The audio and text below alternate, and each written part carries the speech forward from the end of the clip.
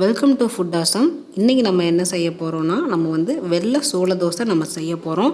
இது உடம்புக்கு ரொம்பவே ஹெல்த்திங்க. இது வெயிட் லாஸ்க்கு ரொம்ப ஹெல்ப் பண்ணுது. அந்த தோசை எப்படி பண்ணுறதுன்னு இந்த வீடியோவில் நம்ம பார்க்கலாம். அதுக்கு முன்னாடி எங்கள் சேனலை மறக்காமல் சப்ஸ்கிரைப் பண்ணுங்கள். பக்கத்தில் எங்கள் நோட்டிஃபிகேஷன் பெல்லையும் கிளிக் பண்ணிக்கோங்க. இது வந்து வெள்ளைச்சோளம். இது கடையில் எல்லா கடையிலையுமே கிடைக்கும். இன்றைக்கி நம்ம இதில் தான் நம்ம தோசை பண்ண போகிறோம். ஃபஸ்ட்டு இதோட மெஷர்மெண்ட் பார்த்துடலாம். நம்ம 1 கப் அளவுக்கு நம்ம வந்து வெள்ளைச்சோளம் எடுத்துக்கலாம். அதுக்கப்புறமா இட்லி அரிசி ஒரு 1/2 கப் நம்ம எடுத்துக்குவோம். அது வந்து நல்ல குவாலிட்டியாக இருக்கிற ரைஸாக தான் வாங்கணும். அப்போ தான் தோசை நல்லா சாஃப்டாக வரும். அதுக்கப்புறமா 1/4 கப் நம்ம வந்து உளுந்து எடுத்துக்கலாம். 1/2 டீஸ்பூன் நம்ம வந்து வெந்தயம் எடுத்துக்குவோம். வெந்தயம் போட்டோன்னா நல்லா கிறிஸ்பாக வரும் தோசை, அதே டைம் சாஃப்டாகவும் வரும். இப்போ இது எல்லாமே நம்ம வந்து 1 பை 1 பவுலில் ஆட் பண்ணிடலாம். இப்போ நம்ம 1 கப் வந்து நம்ம வந்து வெள்ளைச்சோளம் எடுத்துக்கலாம்.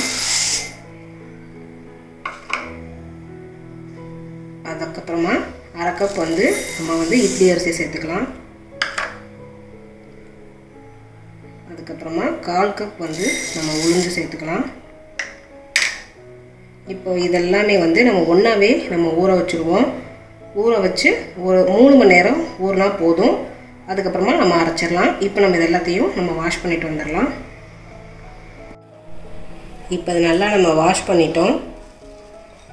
இது கூட நம்ம இன்னும் கழுவுறப்ப வெந்தயம் நம்ம சேர்க்கலை, அதை நம்ம தனியாக தான் நம்ம சேர்க்க போகிறோம். இப்போ நல்லா வாஷ் பண்ணியாச்சு 2-3 தடவை. நல்லா தண்ணி ஊற்றிடலாம்.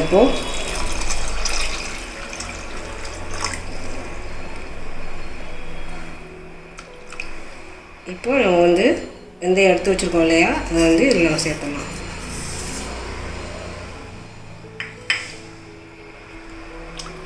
இது வந்து நல்லா ஊறணும். 3 மணி நேரம் நல்லா ஊறட்டும். அதுக்கப்புறம் நம்ம அரைக்கலாம்.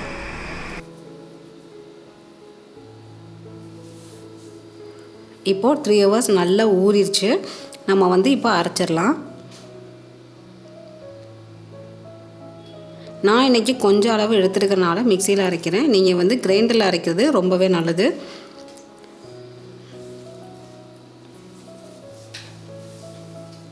இப்போ நம்ம தண்ணியை ஃபில்ட்ரு பண்ணிவிட்டு நம்ம வந்து எல்லாத்தையுமே நம்ம வந்து ஜாரில் ஆட் பண்ணிடலாம்.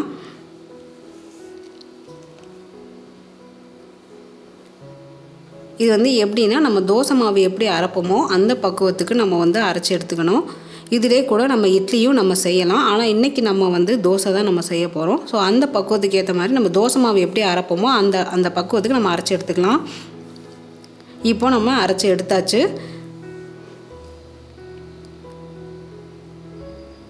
இப்போ வந்து தேவையான அளவு உப்பு நம்ம போட்டுக்கலாம். உப்பு போட்டு நல்லா நம்ம வந்து நல்லா மிக்ஸ் பண்ணி நம்ம வந்து அது மாவு வந்து நல்லா புளிக்கணும். இப்போ உப்பு போட்டு நல்லா நான் மிக்ஸ் பண்ணிவிட்டு ஒரு பெரிய பாத்திரத்தில் நான் மாற்றிக்கிறேன். ஏன்னா மாவு பொங்கும் இல்லையா புளிச்சதுன்னா, அதனால் பெரிய பாத்திரத்தில் நான் மாற்றிக்கிறேன். மாற்றியாச்சு. இது வந்து ஒரு 8 ஹவர்ஸ் வந்து நம்ம அப்படியே வெளியே வச்சுட்டோன்னா மாவு நல்லா புளிச்சிரும். அதுக்கப்புறமா நம்ம வந்து தோசை ஊற்றலாம். இப்போது 8 ஹவர்ஸ் ஆயிடுச்சு. நான் வந்து ஃபுல் நைட் நான் வெளியே வச்சுருந்தேன். ஸோ மாவு நல்லா புளிச்சிருச்சு. தோசை ஊற்றுறதுக்கு தயாராகிருச்சு.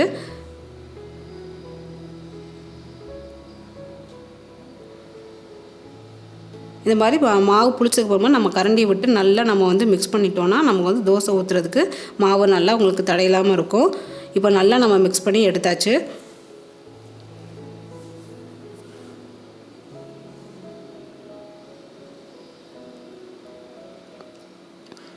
நம்ம எப்பவும் போல் தோசைக்கல்ல நம்ம தோசை ஊற்றிட வேண்டியதான்.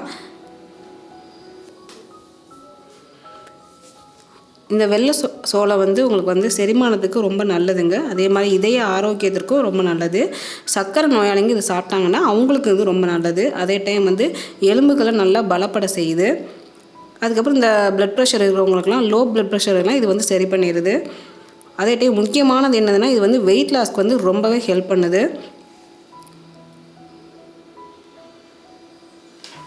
இப்போ வந்து நம்ம தோசை ஊற்றி நம்ம வந்து மூடி வச்சு வேக வச்சாச்சு. தோசை நல்லா கிறிஸ்பாகிருச்சு. இது கூடவே நீங்கள் வந்து சாம்பாரோ இல்லை வந்து தேங்காய் சட்னியோ இல்லை கார சட்னியோ அந்த மாதிரி வச்சு சாப்பிட்டிங்கன்னா ரொம்பவே நல்லாயிருக்கும். ஆனால் இதுக்கு நான் வந்து என்ன ப்ரிஃபர் பண்ணுன்னா நீங்கள் வந்து பூண்டு சட்னி கார சட்னி வச்சு சாப்பிட்டிங்கன்னா ரொம்ப டேஸ்ட்டாக இருக்குங்க. இதை நீங்கள் ட்ரை பண்ணி பாருங்கள். செஞ்சு பார்த்துட்டு எனக்கு கமெண்ட் பண்ணுங்கள். இந்த வீடியோ பிடிச்சிருந்தனா உங்கள் ஃப்ரெண்ட்ஸுக்கு நீங்கள் ஷேர் பண்ணுங்கள், லைக் பண்ணுங்கள். நன்றி.